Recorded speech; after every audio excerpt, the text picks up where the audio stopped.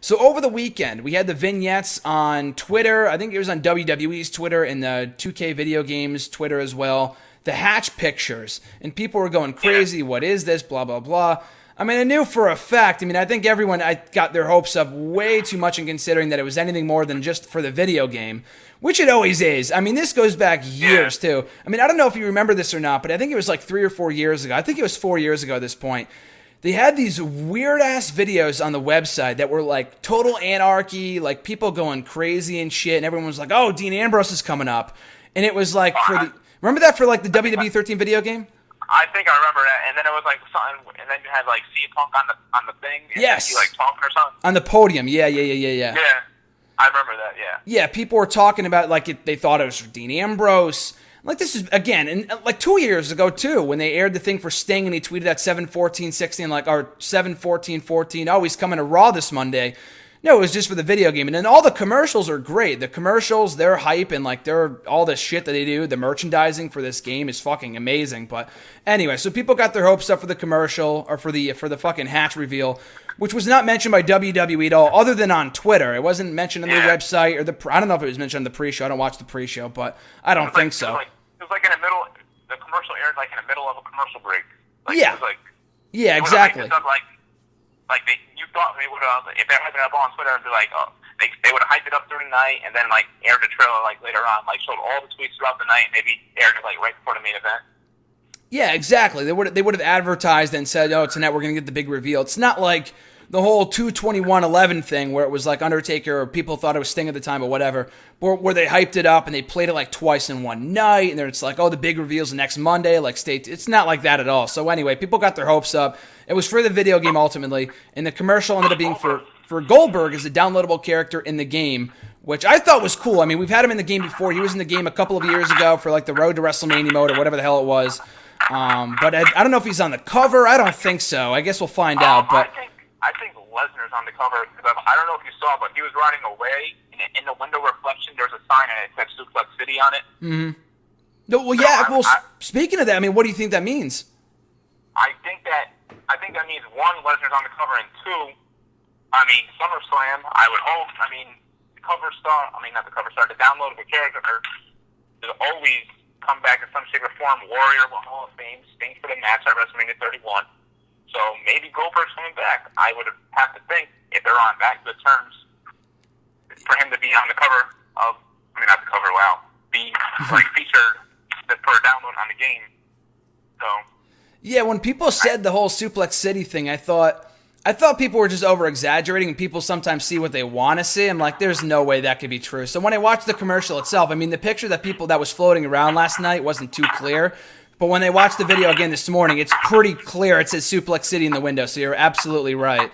But, you see Goldberg's tweet? What do you say? Someone tweeted at Goldberg, is it me or did I see a Suplex City sign? And he tweeted at Goldberg, and he said, no, it's not just you. I saw it too.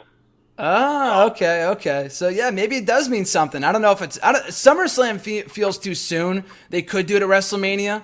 But I don't know. I think WrestleMania would be nice, but SummerSlam, just because I might be going, it'd be even better. I just want to see Goldberg. But, I mean, speaking of which, I mean, we'll see. If they do Lesnar Goldberg too, hopefully it's definitely a better match. It's not anything like WrestleMania 20. Well, let's hope not. I mean, the funny thing is that if it takes place at SummerSlam, it's also in New York. Not New York City, but close enough in Brooklyn. Yeah. So if the match sucks, they're going to let them hear about it all over again. So, but I think Goldberg is going to come back in some shape or form, whether it be a Hall of Fame induction or one more match. I think he,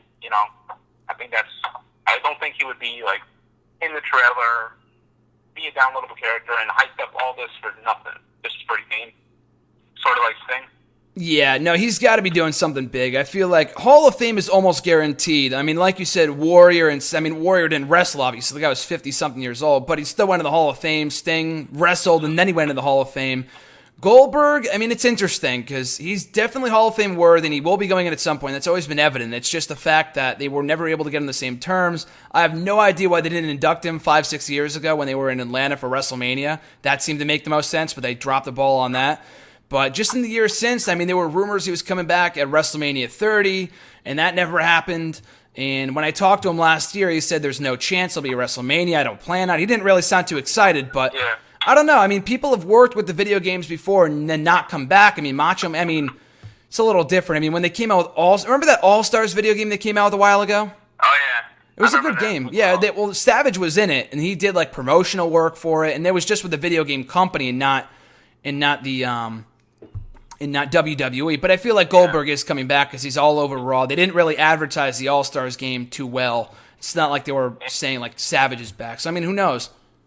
Someone actually pitched a cool idea. I saw them tweeting it. Saying, what if the commercials ran over and you start off with Goldberg you end it in the last one with Goldberg in a police car, and then you have the police car keep on doing something, and then it ends up with Goldberg in the arena and the police car coming out after either Lesnar or maybe Cena or something. I mean, That's that would be sick. Cool. That'd be so sick. Yeah, I feel like, I don't know, SummerSlam would be the best place. Now that you mentioned, I feel like WrestleMania would be cool, but they were really capitalizing off the Sting stuff earlier than they did. I mean, it's not like, the game came out in November, but he also made his debut in November, too, at Survivor Series. Yeah. They planted the seeds pretty early. And Sting actually did promotional work. He actually, he was at SummerSlam, I think Yeah. he was at SummerSlam Access or something. He was doing something one before the game came out. So Sting was making appearances, just not on TV. Yeah, he was doing like the panel stuff and stuff. Yeah, that kind of stuff. Yes, I mean, it's possible. I mean, I think Goldberg, Lesnar, if it's not Goldberg, I mean, which even that in itself is a long shot, but it's still, I guess it's probably the likeliest scenario as of right now.